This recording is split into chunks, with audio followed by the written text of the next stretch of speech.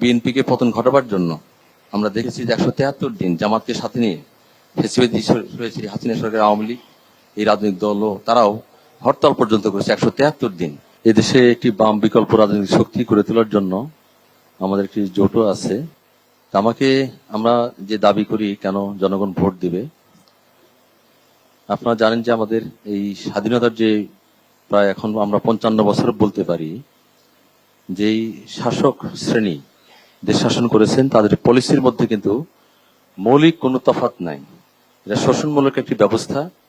এই শোষণের ফলে আজকে রিপোর্টও আপনারা দেখেছেন বা একটু খোঁজ নেন যে দেশে 10 ভাগ মানুষের হাতে বাংলাদেশের মোট সম্পত্তির 58 ভাগ তাদের হাতে চলে গিয়েছে শুধুমাত্র শ্রমজীবী মেহনতি মধ্যবিত্ত নিম্নবিত্ত কৃষক শ্রমিককে শোষণ করার মধ্য দিয়ে। এই শোষণের ফলে আজকে ধনী দরিদ্রের যে পার্থক্য তৈরি হয়েছে দেশে, এটা অতীতের সেই স্বাধীনতা পরবর্তী সময়কালে 12টি নির্বাচনের মধ্য দিয়ে যতজন প্রতিনিধিত্ব করেছেন তারা প্রত্যেকেই ছিল শোষণমূলক ব্যবস্থার পক্ষে।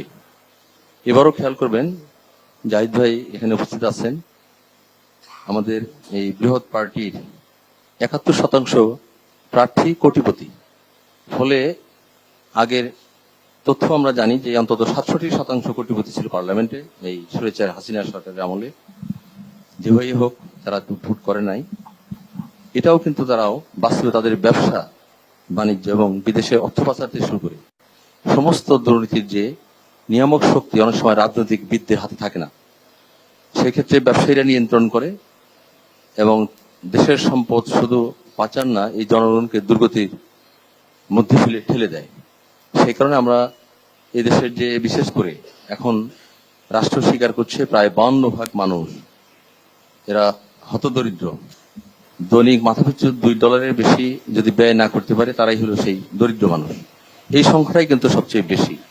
আমরা এই মানুষের শ্রমজীবী মেহনতি মানুষ এবং মধ্যবিত্ত নিম্নবিত্ত মানুষ, এরাই এই দেশের সবচেয়ে বেশি, 80%-এরও বেশি। এই মানুষদের পক্ষে একটি রাজনৈতিক শক্তি গড়ে তোলা এবং এই দেশে যে ধর্মীয় সাম্প্রদায়িক উন্মাদনা বলেন কিংবা লুটপাট বলেন, এই সমস্ত অতীতের রাজনৈতিক দলগুলো প্রত্যেক দলই আজকের যে মৌলবাদী দলগুলো আস্বাদন দেখাচ্ছে, এটা তারা যে লালন পালন করেছে, আওয়ামী পালন করেছে। বিগত বিএনপি সরকারের আমলে তারাও একসাথে সরকারের ক্ষমতায় ছিল।